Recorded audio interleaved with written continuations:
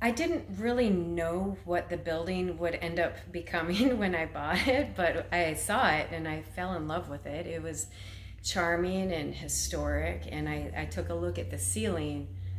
It was covered with a suspended ceiling. I took a look at that and I was like, I have to have this building because of the ceiling and just its original charm and character. So really, I went in and I didn't really do a renovation. I pretty much just tore down layers.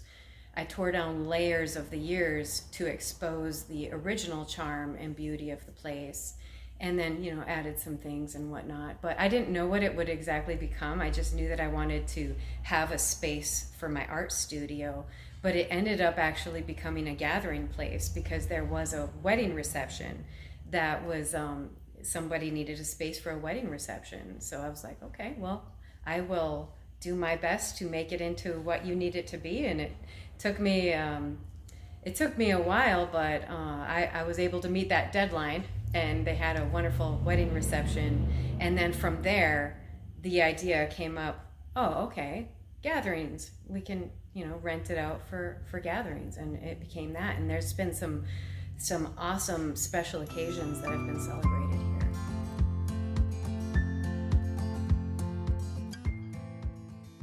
That's a lot of fun for the entire community because what we do is we just deck the halls.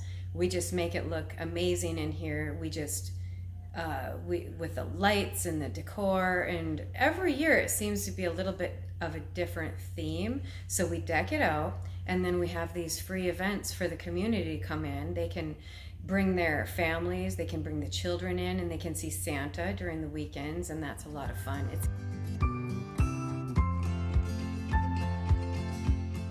They can Facebook message me, they can get a hold of me, they can walk over to my house, knock on my door. Another thing I love about the small town atmosphere, they can come into the studio when I'm in here. And I have my number, my cell phone number, actually posted outside the door.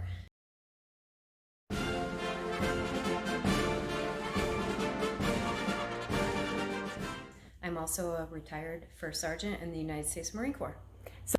I was looking for a place to retire, and a friend of mine told me about this place. He was a retired sergeant major. He told me about the small town and the mountains and the beauty of the place. I came to visit, and I immediately fell in love with it, and I fell in love with the people. I actually started out working with a pretty cool group that did some art therapy, and we'd work on projects together, and we would work on large paintings for family members of fallen Marines. And of course they would be donations, and it helped us get over our issues that we had through different post-traumatic stress issues and whatnot. And it also feels good to help.